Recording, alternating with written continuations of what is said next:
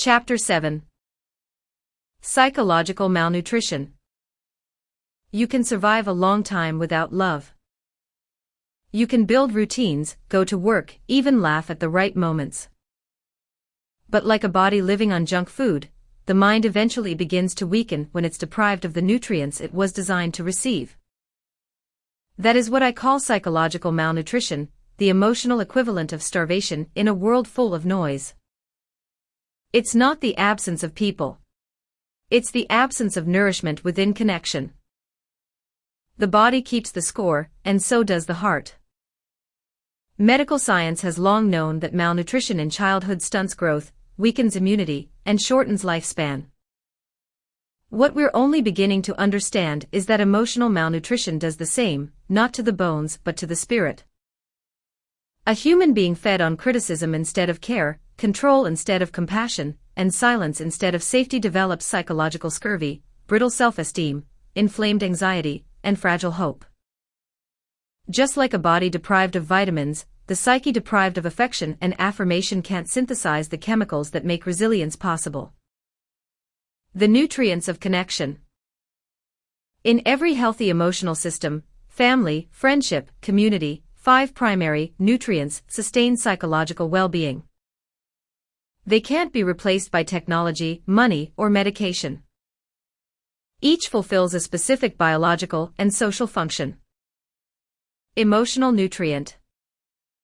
Description. Biological correlate. Absence leads to validation. Being seen and acknowledged without judgment. Releases oxytocin and serotonin. Shame, doubt, emotional isolation. Presence. Consistent, attentive availability. Regulates cortisol and calms the nervous system. Hypervigilance, anxiety, emotional dysregulation. Communication. Honest, clear exchange of thoughts and feelings. Strengthens prefrontal cortex and empathy networks. Misunderstanding, reactivity, cognitive rigidity. Touch and affection. Safe physical or verbal reassurance of belonging. Activates vagus nerve, reduces pain perception. Numbness, dissociation, distrust of intimacy. Humor and play. Shared joy and creative expression. Boosts dopamine, resilience and social bonding. Apathy, stagnation, inability to imagine joy. When these nutrients circulate freely, the emotional ecosystem thrives. When one or more go missing, psychological immunity weakens. Over time, this leads to emotional inflammation, the chronic tension and fatigue that modern life so often mistakes for personality. Validation, the vitamin of visibility. The need to be seen is as ancient as hunger. Validation doesn't mean praise, it means recognition. I see what you're feeling, and it makes sense. Infants cry not just for food but for acknowledgement. Adults do the same, only quieter. When our experiences are mirrored accurately, the brain integrates them. When they're dismissed or mocked, the memory fragments, stored without resolution. Psychologists call this unmet mirroring need. I call it invisible malnutrition. It starves the developing sense of self until self-worth must be earned externally, through performance, perfectionism, or rebellion. In societies where validation is rationed, image replaces authenticity. People stop being themselves and start being acceptable versions of themselves. And the hunger never ends. Presence, the protein of safety. You can't download presence. It requires time, stillness, and attention, commodities rarer than gold in a distracted world. To be present with another person is to lend them your nervous system for a moment, helping theirs find rhythm. That's why calm parents calm children, and why kind friends can lower heart rate and blood pressure just by being near. Chronic absence, even in physically present relationships, teaches the body that safety is conditional. This leads to hypervigilance. The internal thermostat is stuck on alert. Over time, the system exhausts itself.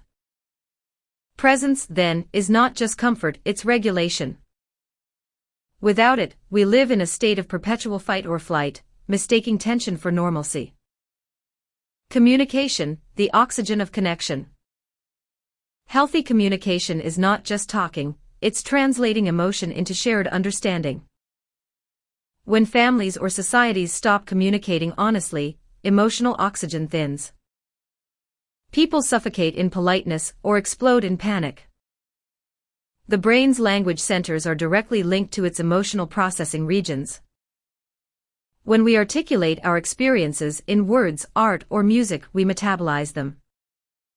Unspoken emotion, like undigested food, becomes toxic. That's why secrets and silence corrode relationships faster than conflict. They starve mutual understanding. They turn people into strangers in familiar rooms. Touch and affection, the warmth that regulates.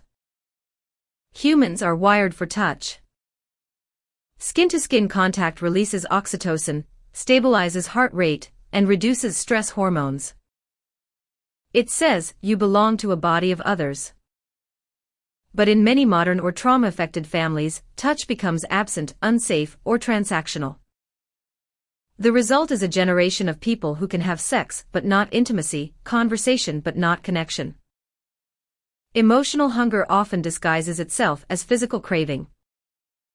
That's why affection-starved people sometimes chase intensity, drama, addiction, overwork, anything that feels like contact. They're not addicted to chaos, they're starving for comfort. Humor and play, the antioxidants of the psyche. Play is not frivolous, it's regenerative. It's how humans process complexity without collapse. Laughter releases dopamine and endorphins, loosening the grip of fear and rigidity. Without play, the nervous system forgets flexibility. It becomes brittle, serious, and self-protective. In that state, joy feels foreign, or even threatening. Societies that lose their sense of humor often slide into authoritarianism. Families that lose play lose resilience. Play is how we remind the brain that safety still exists. How malnutrition becomes systemic.